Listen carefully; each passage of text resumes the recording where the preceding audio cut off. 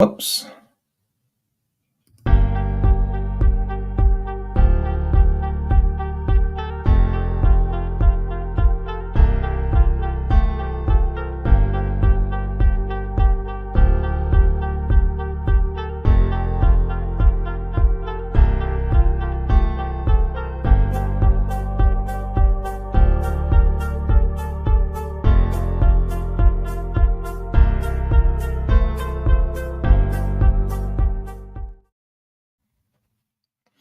Hey there, everyone.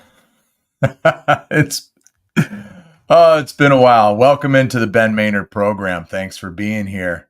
Yeah, it's been a couple weeks. You think I would know better how to get this show started? Sorry about making you sit through that whole 30-second countdown.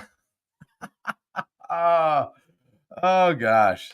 Anyway, it's Friday night, right? Yeah, it's Friday night, and we're live. Yeah, loving it. Um, let's hit that right there for the moment. Yeah, we're live. So let's take care of some housekeeping first. As you know, this podcast is available on just about every streaming platform there is. Okay, so I'm not going to go through all of them, but just search the Ben Maynard program and you'll have a ton of options to choose from. So just go with the one that suits you best. All right. But if you are here tonight, Friday night, you are watching this live on YouTube. And so that means you can't get enough of this right here.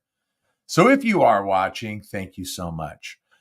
The only thing I ask is that you subscribe to the channel, give me a thumbs up, and come on, get involved with the program. Let's comment. Come on. Let's get some comments going tonight, all right? Last but not least, follow me on Instagram. All one word, Ben Maynard Program. So plenty of ways to take in this show for your dancing and listening pleasure. And with that, yes, we are live. It's Friday night.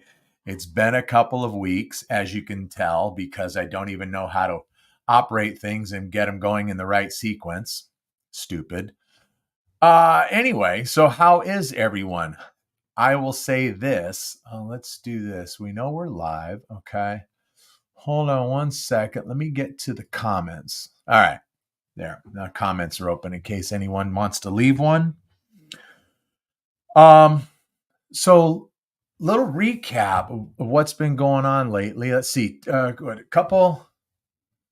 couple 3 weeks ago, I think it was, the last time we did Friday Night Live, that was when Christina came in studio. Yeah, I was just up here doing my thing, and Christina came up here, a good friend of ours, and a young single lady, very pretty lady, and we just talked about her single life a little bit and all the some of the adventures that she has had dating. Yeah, the trouble that she's been going through. And we touched on that a little bit, had some fun. And then I think it was the following week, I did the Foreigner studio albums rank. That's right. Yeah. Yeah. I ranked those from 9 to 1. And it was tough. It was tough. I had a good time putting it together. As a matter of fact, hold on here a second. Hold on one moment. I'm going to go look for something. You guys need to watch that episode. Okay. There aren't very many views on it. It's okay. I'll tell you something first. Let me see. Let's stop this right here. Nope. Stop that and hit that. Okay. So, oops. Boom. There we go. It was a lot of fun. It was a good episode. It was tough. You would think it wouldn't be so tough to just rank 9 albums, but it was very tough. But I enjoyed it. I got a really nice comment from, let me put my glasses on here, JC Storm 76. And he ranked his, and I'll go from 9 up. At number 9, Mr. Moonlight. At number 8, Unusual Heat. Number 7, Can't Slow Down. Number 6, Agent Provocateur. Number 5, Inside Information. Number 4, Double Vision. Number 3, the debut album. Number 2, Foreigner 4. And his number 1 album was Head Games. And then he left that list, and he said to me, surprised how low you had Head Games at 6, but we all hear things differently, and he's absolutely correct. I guess most people wouldn't put it first either. And I would say to that, he's probably right, because it is, I mean, it's a great album and I like it, but a lot of people kind of skip over that one for some reason. I don't know. It kind of it gets a little bit lost. Let's see. It normally comes in about 3rd or 4th in other ranking videos I've seen. Inside Information is underrated. I agree. I know Lou doesn't sing on Can't Slow Down, but it is a definite step up from the previous 2 albums, in my opinion. I may be a little biased, however, as I saw them on that tour. Love your passion, man. And yeah. I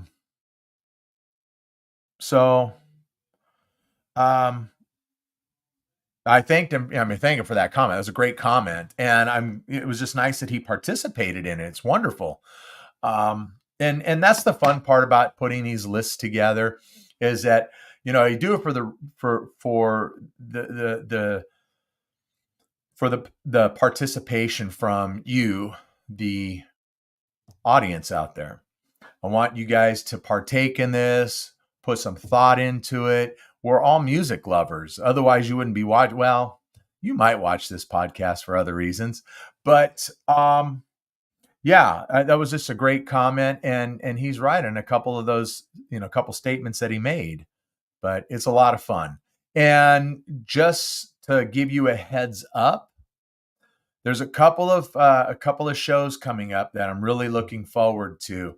What's today? Today's September 28th, or I'm sorry, September 27th. And so we're just about out of the month of September. And next month, I believe it's October 19th, that's the Rock and Roll Hall of Fame induction ceremony. So putting together a couple of episodes to kind of celebrate it a little bit. I'm looking at the calendar. We're going to work it out. My buddy Spaz is coming back. Yes, he is. Him and I, we're both going to put together our Foreigner top 20 songs. So look for that coming up. And it's probably going to be maybe, like I said, I have to look at the calendar first and get on his schedule, and then we'll hammer it out. And then returning to the program is Deep Cut Dennis. Now you have to go all the way back to the beginning of this show to see Deep Cut Dennis. I don't remember what episode number he was on, but he is just a wealth of knowledge when it comes to music. And so we talked, I think it was 2 weeks ago, and I asked him about coming back on the program and talking about the Rock and Roll Hall of Fame. We can talk about some of the acts that are going in. We can talk about acts that are already in, but we're going to talk about some music, and we'll focus it around the Rock and Roll Hall of Fame. So that's kind of what's coming up a little bit. And I've got some good stuff planned around Veterans Day. So I know that's still another 6 weeks or so off. You just want to stay tuned to that. You really do. You really want to make sure you're involved in that. It's going to be I'm so looking forward to it. It's be great. It's absolutely going to be great. So yeah, today is Friday night. We are live, and let's see. Oh, Pop. Hey, hey, I see you there. um, I also got a text. Let me read it. I think it was from. I think it was from. Let's see. It was always from Tony, Spaz's daughter, his oldest. She says, "Hey, Uncle Ben, watching you before I. Oops, shut it off. Before I go work on some clients tonight. Yeah, she's gonna go out there and rough them up a little bit. I'll bet. Love you. Well, I love you too. Thank you, Tony. Appreciate that. Yeah. So again, it's Friday night. We are live. Happy Friday to you too. Happy Friday to everybody out there. And yesterday, so bummed out. So bummed out. Oh my gosh. So bummed out. Yesterday was National Pancake Day. So I got home a little too late to have pancakes for dinner. Yeah, I was really looking forward to it. So Catherine, being the wonderful wife that she is, she made me pancakes for dinner tonight. So I got to celebrate National Pancake Day a little bit late. But nonetheless, I got to do it. And who doesn't love breakfast for dinner? You know what I'm saying? I would say everybody loves breakfast for dinner. Who doesn't? It's great. Then I noticed, this is what I'm so angry about. It's National Chocolate Milk Day today. Come on. And I love chocolate milk. Oh my gosh, I love chocolate milk so much. I'm sorry. I hope this is all right. I know I'm pounding on the windscreen here, but it sounds like I'm getting a buzz. I hope I'm not getting a buzz as I get a little into that microphone. But for me, it sounds like I'm getting it. You know, I should probably do this show with headphones on. I just don't want to. I don't want to mess up my hair. Oh, boo, right? I know. How vain. Yeah, I didn't even do my hair. Didn't even do my hair before the show. Give me a break. Seriously? So yeah, National Chocolate Milk Day. Oh, I saw that and I was like, you got to be kidding me. And I don't have any chocolate milk here at the house. I'll tell you what. Now, for those of you here in Southern California, you might know this. For those of you outside of Southern California, forget about it. You won't even know. But there's a local dairy in Montebello, which is a suburb of LA. It's like 8 miles east of LA. And it's called Brogier's Dairy. Now, when I bought my first house back in 1987, I lived very close to the dairy. And that's where I would get my milk. I would get all my milk there, of course, my chocolate milk, eggnog, because they had their own recipe for everything. They had their own recipe for their chocolate milk, for their eggnog, and they put it in glass bottles. There's nothing better than milk in glass bottles. And for many, many, many years, that's what I drank. I even here from Chino Hills, I would make the trek to Montebello to go get my milk. It's that good. So when I saw it was National Chocolate Milk Day, I just about fell out. I was so bummed. I thought, oh my gosh, it'd be tremendous to have some Brogier's chocolate milk, best chocolate milk ever in the history of ever. And I would drink it right here on the show. So good. So good. Well, speaking of the show, because it's Friday night and we're live tonight, we'll have all the usual stuff going on.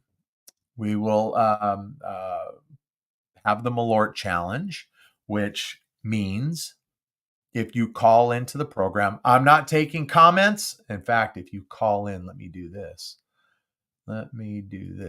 Change it from Friday Night Live to that. There you go. Now you actually can call in because there's the phone number. So if you call into the program, then I've got to take a drink of this fabulous stuff right here. This fabulously nasty tasting, the absolute worst tasting liquor ever. Malort. Okay. So I've got to take a drink of that in my Mr. Spock shot glass, which has stayed in the studio since the lovely, talented Catherine washed it, but it's remained in the studio since. So it does have a tiny bit of funk in it. And we'll also play Stump the Chump, which means if you call in, not comment. You can comment all you want, but those don't count. With your music trivia and you stump me, got to take a drink. So, 2 ways to get Ben to drink. It's not a drinking show, not even a drunk show.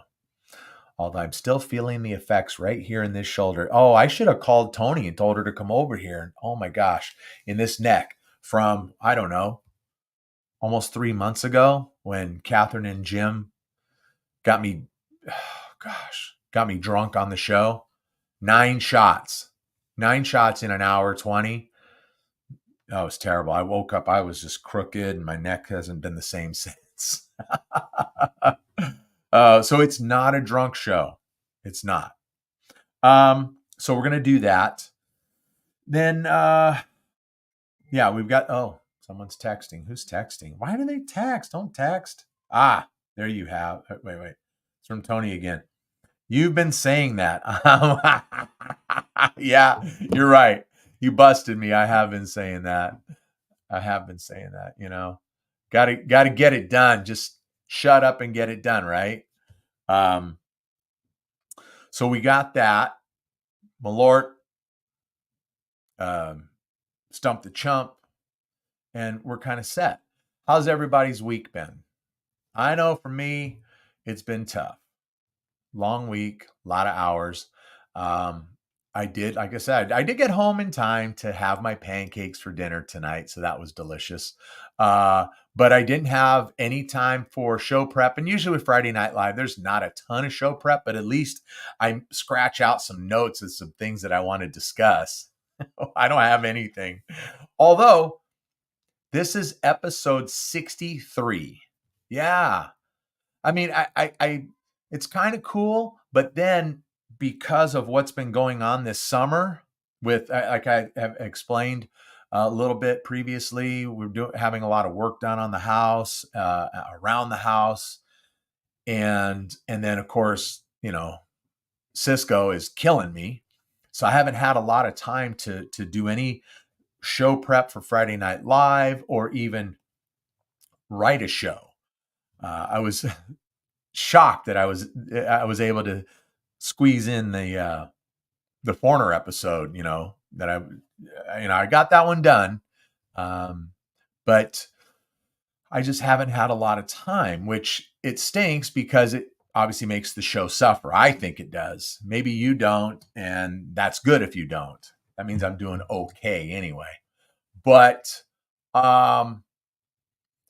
yeah, so by this point, we should have probably been at least at 70 episodes, but we're at 63. Tonight, 63. That's okay. I'll take it. It's more than one episode a week because we started the podcast. I think it was, God, I have to go back and look, but it was in October of last year. So we're about 11 months, maybe, about 11 months into this. And we've done more than one episode a week. So that's great. But I was hoping for more. I was hoping to, be closer to, 75 at this point. That would be great if I could hit 100 episodes before the first of the year. Oh, man, that's going to be a goal. I don't know. That's a lot. That's 37 episodes. That's 37 to go. So we'll see. We'll see if we can make that happen. It'd be nice. It'd also be nice to have about 200 subscribers to the channel. I think I'm at 109. So if you're watching and you haven't subscribed, if you're listening and you haven't subscribed, please just subscribe. Just subscribe to the channel. Okay. It doesn't cost you anything. You don't have to do anything except hit that subscribe button. Uh, but that's okay. That's all right. So let me back up for a second about the Foreigner episode. For those who have seen it, I need to apologize, and I'll tell you why in a second. For those who haven't, go watch it because it's good stuff. It really is. Of course, I did it. I mean, come on, why wouldn't it be good? But um, I think I've said this in the past. I usually do not watch the show. I usually do not watch the podcast after I record it, after I publish it, and all that. I don't watch it. There's very few episodes that I've actually gone and watched afterwards. Really, I mean, 62 before tonight, and maybe five. Maybe I've watched five. I do listen to a lot of them. I haven't listened to most of them, or I haven't listened to all of them, I should say. I've listened to a lot of them, probably more than half. And the reason why I do this, look, I know what it looks like. I can see myself right here. Okay, so I know what it looks like, but I'll go and listen to it on Buzzsprout because I want to hear what it sounds like. But getting back to the Foreigner episode, the studio albums ranked, I watched it about, gosh, it might have been a week after I did it. And I couldn't believe how bad it was. Not the content, but it kept stopping. You know, the audio would play through, but the video would stop. And it did it quite a few times. And I thought, wait a minute. That normally, if as I'm recording, I can see if there's a problem with the video and it would stop. But none of that happened while I was recording the episode. So to see it kind of jump a little bit or pause or freeze up, that was a little disturbing. So for those who have seen it, I apologize. At least the audio just played all the way through. But yeah, I thought that was I was a little upset about that one. Now, I don't know if you noticed. I know I don't think I have, but then again, I see myself, but it's fuzzy because I am in my glasses. They're just readers, but it's fuzzy from here, so I can't tell. But I'm supposed to be recording or broadcasting this show in 1080p HD, baby. Yeah, I know. It used to be 720, and that was just due to the subscription I use on my Buzzsprout account, or not Buzzsprout. I'm sorry, StreamYard. That's the video service that I use, and my membership or subscription only allowed me to record or broadcast in 720. Well, for whatever reason, they kind of upgraded everything, and now it's 1080. So awesome. Although my camera's 4K. Big difference, but that's okay. So if it looks a little bit better, I hope it does. I hope it looks a little sharper and maybe a little more crisp. I don't know, maybe not. Maybe then you can see the bags under my eyes or the wrinkles or whatever. I don't know. Maybe we don't need that. But yeah, so I just, whatever. I can't even tell the difference anyway. Who cares, right? Just thought I would share that. So now, okay. As everybody knows, I'm a huge music lover, and I'm pretty sure most of you out there are, tremendous lovers of music as well, and we probably all around the same genre. Let me take a drink here. I'm getting a little dry throat.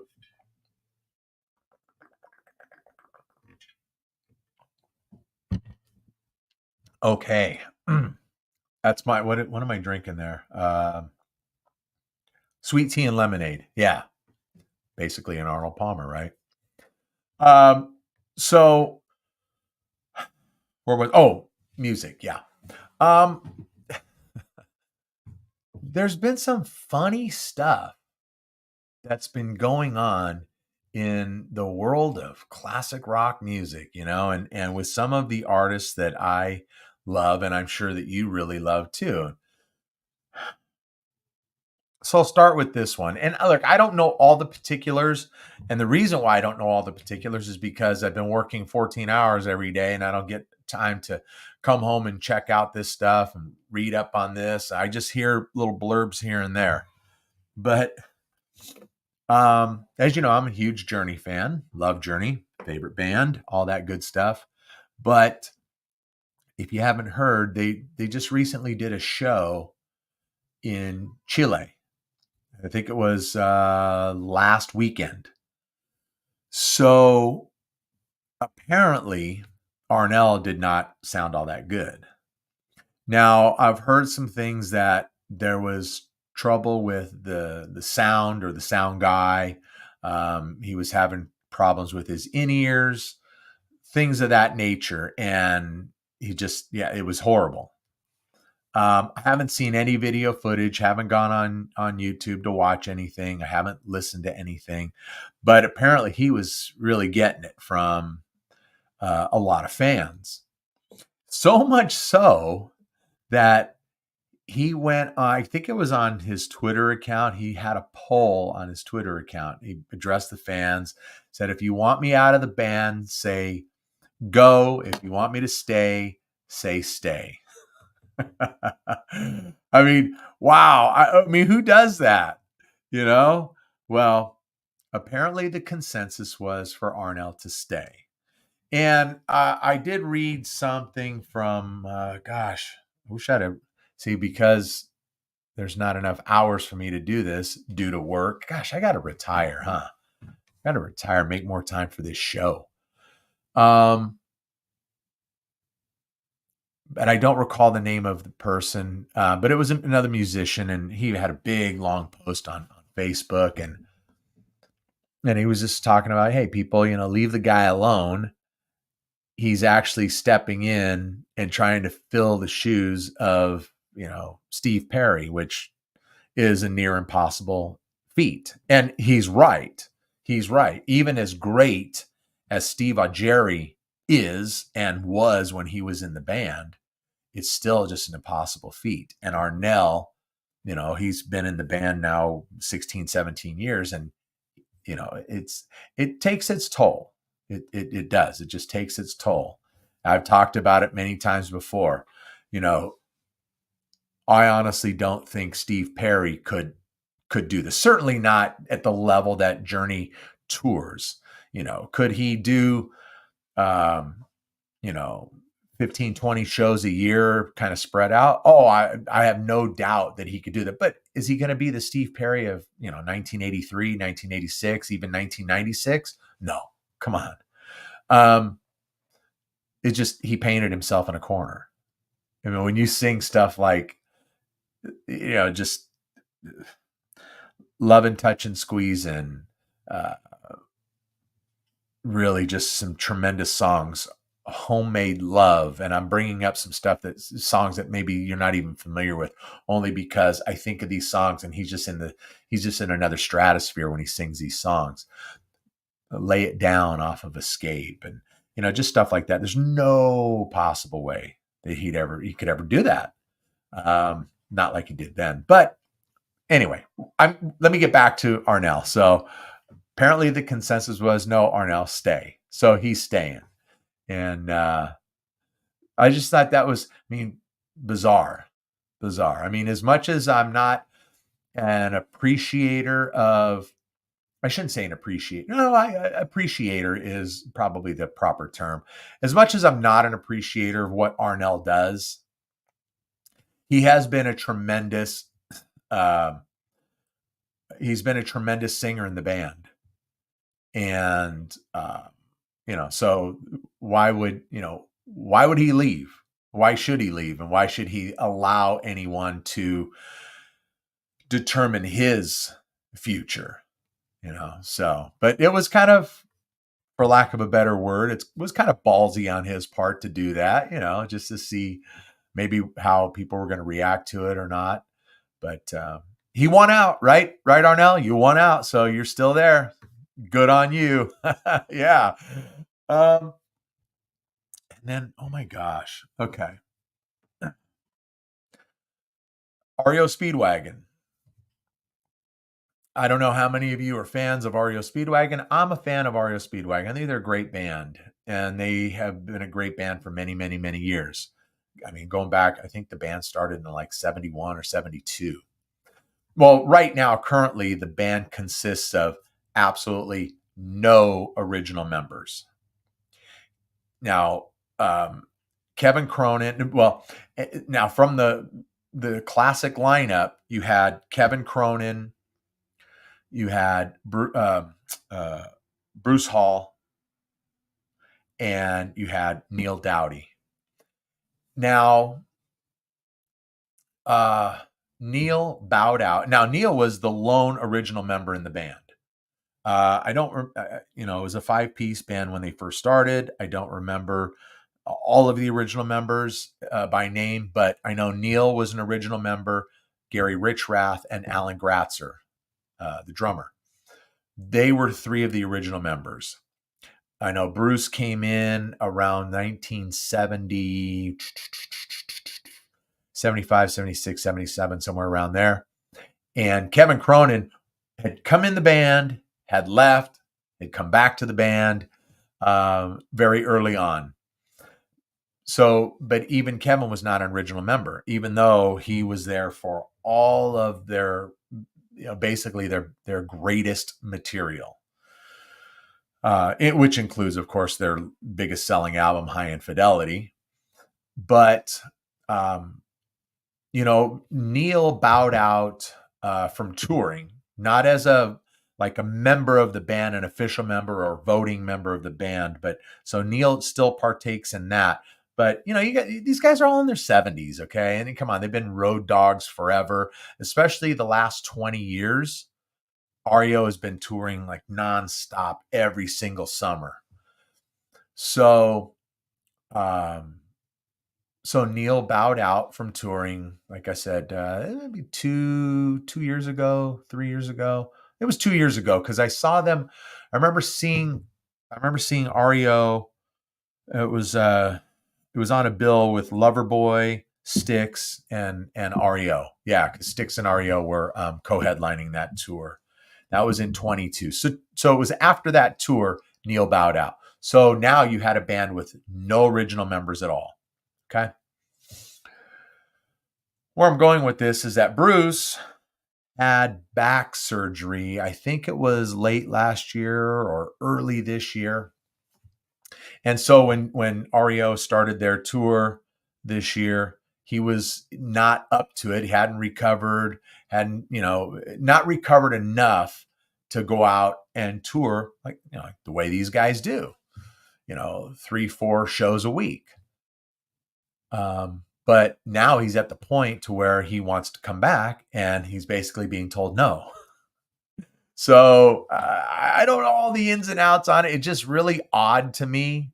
But now all of a sudden, REO put out a statement last week saying, at the end of this year, REO Speedwagon is done as a touring entity. We're done, and whatever shows. I think Kevin just had a short illness just within the last couple of weeks as well, and was just got released from the hospital.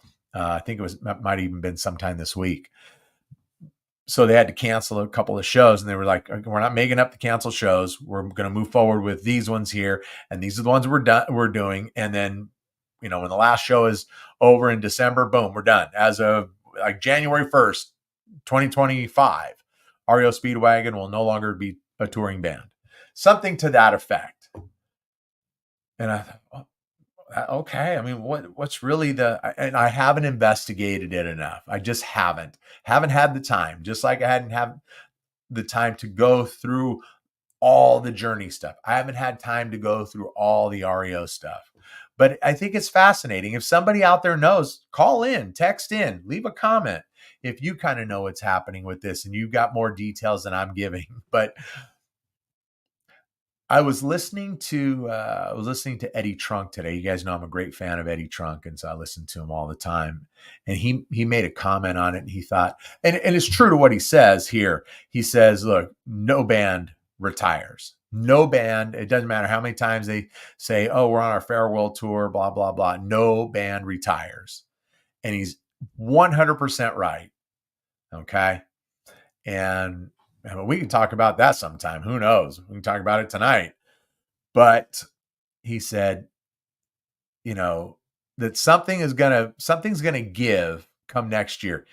REO will be back. Will it be under the REO Speedwagon banner?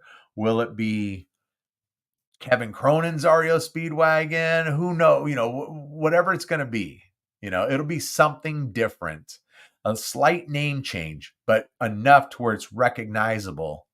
And so, that's REO Speedwagon, you know. So I think he's right. I mean, you don't just abruptly say, oh, we're done. We're done.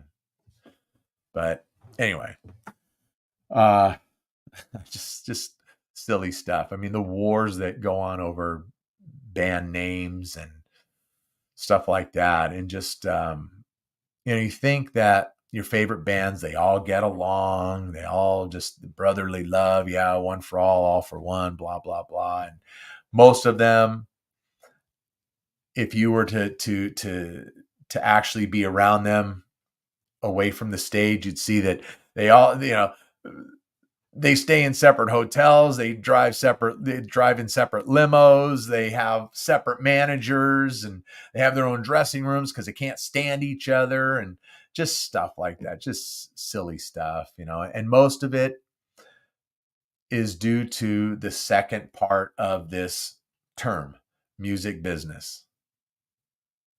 It's really what it's about. It's about the business side of it, which a lot of it has to do with money and ego and, recognition and that type of stuff. It's not music friends, it's music business.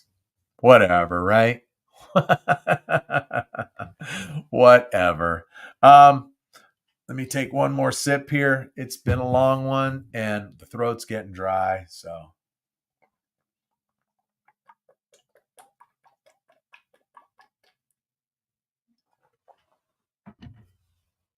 oh yeah, better. Better. So what is on your turntable?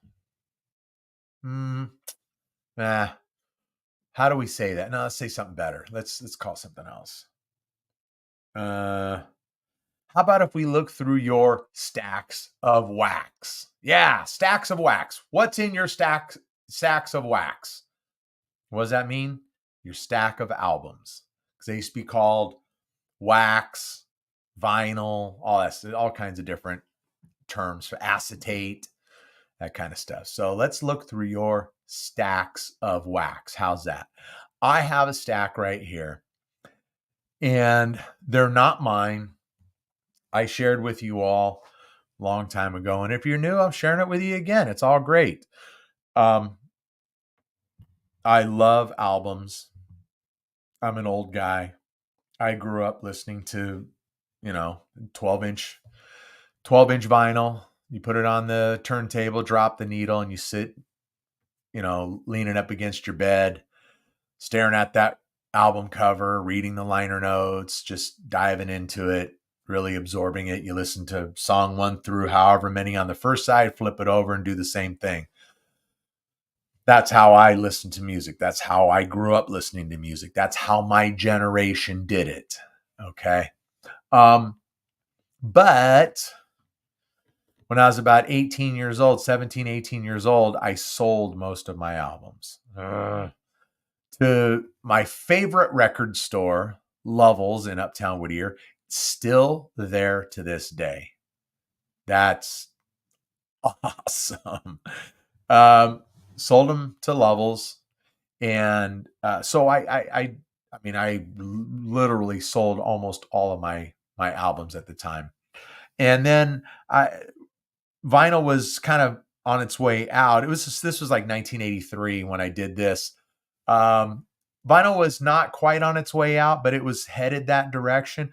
So I picked up some vinyl here and there along the way, but not to the not to the numbers that I had previously. And so I have some. I'm pointing at them right here on the bookshelf. I have some, but I had asked Brother Jim.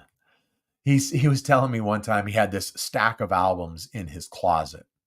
Hey, bring them over. Let's check them out. Whatever, you know. So he brings them over. I think I asked him to bring them over a couple weeks ago, and so he did. So I've got them right here in the studio. It's, I don't know, there's probably about, I don't know, 30 of them or so. Probably not all of his albums, because I know that there's a few of them missing that I'm aware of. But I just thought, you know what? Let's go through your stacks of wax. Let's see what you got here, okay? So I just got them sitting on this chair here, and I'm going to pick up the first one.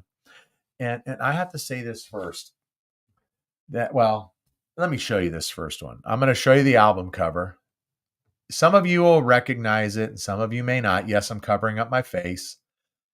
That is David Bowie, The Rise and Fall of Ziggy Stardust and the Spiders from Mars. One of Bowie's landmark albums. What I dig about the cover is there's a right there. He's standing in front of a brick or a brownstone building, and I don't know if it's supposed to be a recording studio, radio station, or what, but that little right here, this little yellow, it's a sign. It's a lighted sign. It says K West on it. And I thought that was really cool, because we here in SoCal used to have a rock station, went by those call letters, K West. So I thought that was cool. I don't know if that's what that means, especially because this was what, 1970, I think 2 or something like that. Yeah, 1972 when this came out. What's this one got on here? 5 Years, Soul Love, Moonage Daydream. I'm not familiar with those. Starman, It Ain't Easy, Lady Stardust, Star, Hang On to Yourself, Ziggy Stardust, Suffragette City. Okay, so I'm familiar with those two. Rock and Roll Suicide. And this is what I'm getting at. You put your album on, and hold on a second here. Hold on. I'm going to take a call live on the air. Okay. Hold on a second. What's up, Troy? Hey, how you doing, Troy? I'm good, but I feel bad. I saw that you called like 3 days ago. Oh, that's okay. No worries. Hey, listen, I hope you don't mind, but you're live on the air right now. Oh. Let me let you go. No, you don't have to let me go. I want to be live on the air. You don't want to be live on the air? Oh, man. No, you go do your thing. Let me go live and watch you. Hey, you can do that. Hey, I'm going to see you tomorrow, though, right? Call me when it's over. I'm going to go live and watch you. I'll call you when the show's over. All right, bye. I knew he wasn't calling to be on this show. That's my friend Troy. That's my friend Troy Silva. Him and his wife Debbie are just some awesome people. I'm going to get them on the show. I am. I'll talk to. I'm going to see him tomorrow, and I'm going to talk to him and Debbie about getting just the two of them on the show. They're high school sweethearts. They were going together in high school, and they're, been married forever and ever. And so I think they have a tremendous story. So we're going to do that. All right. So let's get back, to Bowie. I know I was going to look at the back here. Like I said, we always put the albums on, and then we sit on the floor and we read the album cover. And so on the back, it says the musicians are David Bowie, guitar, sax, and vocals. Okay. Mick Ronson, guitar, piano, and vocals. All right. This is what I thought was cool. And I already knew this, but I think it's cool, so I'm pointing it out to you. Trevor Bolder on bass. And you all are saying, who is Trevor Bolder? Trevor Bolder, after he left Bowie's band, joined one of my other favorite all-time bands, Uriah Heep. He joined, and he was in Uriah Heep, oh my gosh, up until he passed. When did he died of cancer? And I think like 10 years ago in 2014. So yeah, so Trevor Boulder. So I wanted to bring that up. Okay, now remember, these are my brother Jim's albums. They are in terrible shape. I'm going to give him so much crap for this. Yeah, the album covers, they're just all wore out, not because they're old, but because he had them laying on top of one another. So this one here, Linda Ronstadt Greatest Hits. You are going to see a pattern here as we go through these. Okay, you're going to see a pattern here, and if you need a little help, I'll explain what that pattern is. But this one here, oh, sticky stuff. Yeah, this is the Greatest Hits gatefold. What's it got on here? You're No Good. Let me just point out the songs that, well, she did a cover of Desperado, which I think everybody knows. The Eagles basically were her backing band before the Eagles were the Eagles. When Will I Be Loved? Everybody knows that one. Heat Wave, we know that one. Tracks of My Tears. Oh, Smokey Robinson cover. Oh, speaking of Linda Ronstadt. Oh, my buddy Bob, you have not met, childhood friend, his cousin Elvin was a musician, and he actually played in Linda Ronstadt's band in the 70s for a short time. He cut an album with her, and it was great. When Elvin had passed away, I don't know, it's probably been 7-8 years ago. Bob and I were cleaning out all of his stuff, and Bob was pointing this stuff out to me. He's like, "Oh yeah, no, look at this album. Elvin was on it." And sure enough, Elvin drums right there. So I just thought that was cool. And I wasn't even thinking about that until I broke the album out right now. So, okay. Next one. Huge album, one of the biggest selling albums of all time, Fleetwood Mac, Rumors. Everybody knows that one. This one was recorded as the band was, well, let's put it this way. They were all on drugs and booze and cocaine and everything else. And this one was sleeping with that one, and that one was sleeping with this one over here. And it was just one big orgy during the recording of this album here, the writing and recording. But how crazy is it? Out of that, they put this album together. One of the greatest albums, one of the greatest albums, but one of the greatest selling albums of all time as well. The biggest selling albums. Crazy. Yeah. Okay. What do we have here? Jackson Browne, The Pretender. I'm not going to go through the whole track list, but I do see they've got a lot of credits on the back on the back of the album next to the songs. It's got a lot of credits, the musicians and all that kind of stuff. And the one thing I'm seeing on here, Jeff Porcaro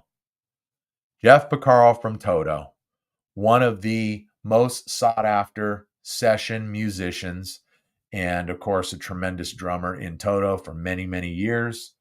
Yeah, but I see his name here on, I think, just about every track on this album. And the only one that I recognize as far as the song name is the title track, The Pretender.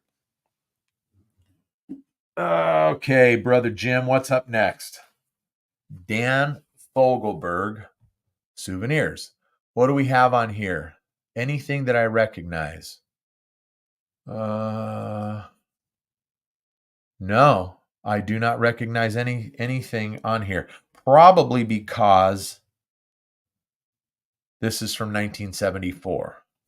That's maybe why I don't recognize anything. Now, maybe if I drop the needle on this, I might recognize a song or two, but by song titles, I don't recognize anything. So I do see on the back here that Joe Walsh from the Eagles produced it. And like I said, if you're not picking up on it, there's a little bit of a pattern here. Okay. Crosby, Stills, Nash and Young. What's what is this one? Oh, Four-Way Street. That must mean that it's a double album, and it is. I don't know if I recognize any of these. Oh, yeah, I do recognize some of them. Let me get this out here. It's got a list of the songs. Let's see. Love the One You're With. We all know that one. What else? Southern Man. Yeah, we know that one. Ohio. We know that one. And Carry On. So we know some of those. When did this one come out? When was this one released? I have to kind of open things up and look around because usually the release dates are on the back cover, but some of these covers are in such bad shape, brother Jim. I'm going to give you so much crap. When did this that I can't read them? When did it come out? Oh, geez, like 1971. Wow. Okay. Are we picking up on the pattern yet? I'm going to go through one more. No, I'm going to go through two more because I see what's underneath this one. And then if you haven't picked it up yet, nope, somebody can text, somebody can call, somebody can comment. Then I'm going to tell you the pattern that you should be looking for here. This one here, Nicolette, was it Nicolette Larson? Yeah, self-titled Nicolette. Lot of Love. That's the only one I recognize on here. Gonna take a lot of love. That one. I probably shouldn't be singing, although I am a singer of songs. Produced by Ted Templeman. Where do we know Ted Templeman from? Ted Templeman produced, I think, every Van Halen album from the first one through 1984. So the first 6 albums. Ted Templeman produced the Doobie Brothers. Yeah. World-renowned producer. The Eagles, or just Eagles, One of These Nights. We all know that one. So there's the title track. Let's see what else is on here. Take It to the Limit, Lion Eyes. Lion Eyes, God, great song. Yeah, those are the 3 that I know. I mean, you hear the Eagles all the time, every 20 minutes on classic rock. So I'm sure I've heard most of these songs, but I've never owned this album. So what's the pattern? The pattern is my brother loves the California sound or that West Coast sound. The Eagles, Linda Ronstadt, Crosby, Stills, Nash, and Young. Dan Fogelberg really with California sound. What was the other one I was thinking about? Jackson Browne. So all kind of known and categorized under that California sound. Yeah, kind of sort of, I don't want to say easy listening, but if you know the Eagles, you know Jackson Browne, you know those acts. And so there you go, the California sound. And I didn't pick up on it. Well, of course I didn't pick up on it because I didn't know what albums were in the stack until I started actually before the show started. I took a dust rag and I'm dusting all these up. They were filthy. I'm actually, even after I've dusted them off, my hands are still, I got to go wash them again. I'm going to give my brother so much crap. Sorry, Jim, just the way it is. Let's see. What else do we have here? I don't care about that one. I don't care about this one. Oh, I do. Let's see. Right here. Everybody who's in this demographic should recognize Ricky Lee Jones. Yeah. Chuck E's in Love. That's the big song off of it. And I think I'm looking at the track list here on the back. Yeah, I think that's the big one off of here. Released I think it was released in 1978. I think it was 79. Who produced this one? California Sound again. Lenny Waronker. I'm not familiar. So yeah, fun stuff, I guess. I'll leave the rest of it alone because you know what? We may have to do this again. We may have to see your stack of wax. you know? Yeah, so okay. We're going to start wrapping it up here, but I want to mention this. Um, I think everyone knows that my dear friend Eddie, who was on the podcast last year, and if you saw the episode that he was on, then you know he at that time he was in the middle of uh, what ended up being almost actually a 2.5 year fight with cancer, and um, he was like, oh, I think he was like 20 months into it at that time. Yeah, that's right. Um, and Eddie and I, we go way back. And if you haven't seen the episode, go back and watch because it's really good. It's really good. Um, but I honestly, I don't know because I haven't been able to keep track of everything. But I don't think I did mention this. So, but Eddie passed away on August the 19th. And um, tomorrow is his celebration of life. And I don't want to say a memorial service because that's not what he wanted it to be. He purposely um, wants it and wanted it to be called a celebration of life. And so it's tomorrow. And even though we're going to celebrate him a lot, it's still sad. I miss him. I miss him. It's been by the time we get to tomorrow, it'll be 5 weeks, just over 5 weeks since he passed. And God bless his brother Hav and his family, Nana, his mom, and Elizabeth, his sister-in-law, his brother David, his nephew David. God bless the Sanchez family. I'll see them tomorrow. I'm going to get to wrap my arms around them, give him a big old hug. But a month before Eddie passed, I think we've talked about it before. We've had these high school alumni luncheons. They're not reunions. It's a luncheon once a month. And Troy, who called, we have it at his restaurant. Him and his wife, Debbie, just like I told you, amazing people. They open up their restaurant to us. They say, do your thing. They love it. They welcome us there.